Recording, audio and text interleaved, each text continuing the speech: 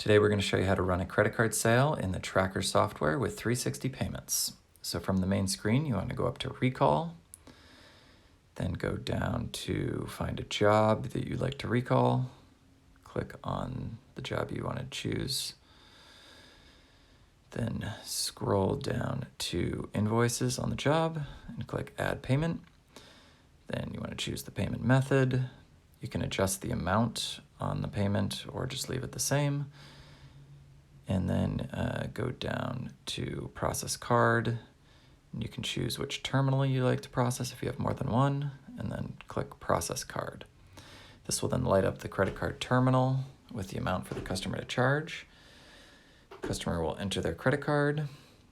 Then once the transaction is approved, back in the software, it'll show that that has been successful. And then when you go back into the invoice, you'll see the transaction there. And then on the actions for the invoice, you can go up into, say, View Invoice, and this will show you the receipt information. It'll show you the transaction and any other transactions you've run on that invoice. Thanks for watching.